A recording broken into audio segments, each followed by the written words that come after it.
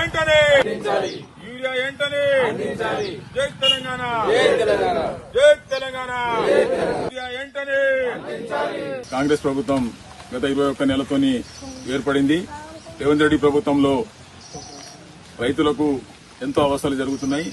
ఇవాళ యూరియా కోసం ఎంతో అవస్థలు అవుతున్నాయి. ప్రజలు రోజు ధర్నాలు రాస్తారోకోలు రాష్ట్రమంతా చేసి వ్యవసాయం చేసే పనుల్లో అందరూ దుకాణంలో పొంటి పోయి యూరియా కోసం తిరుగుతున్నారు. కానీ యూరియా మాత్రం దొరకట్లేదు.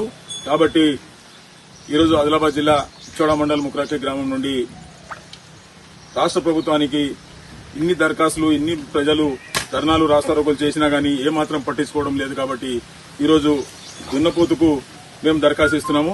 ఇప్పుడైనా కనీసం రైతులకు యూరియా అందజేయాలి. ఎందుకంటే గత ప్రభుత్వంలో 10 సంవత్సరాల కాలంలో ఎప్పుడు రైతులకు ఏ అవసరం ఉన్నా, సీడ్ అవసరం ఉన్నా, పెస్టిసైడ్ అవసరం ఉన్నా, ఫర్టిలైజర్ అవసరం ఉన్నా అన్ని టైంకు దొరికేది.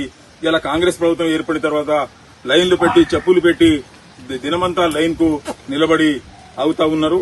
కానీ యూరియా మాత్రం దొరకట్లేదు.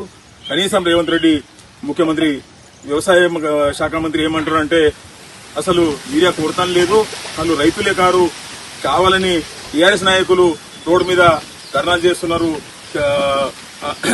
కాంప్లికేటెడ్ క్రెడిట్ చేస్తున్నారు అంటున్నారు. మరి దయచేసి మీరు రాష్ట్రమంతటా ఎంత యూరియా షార్టేజ్ ఉన్నదో మీరు ఒక్కసారి ఆలోచన చేయాలని మరి ఈరోజు ఆదిలాబాద్ జిల్లాలోని ముక్రాటి గ్రామంలో ఈరోజు నిరసన కార్యక్రమం చేయడం జరుగుతున్నది.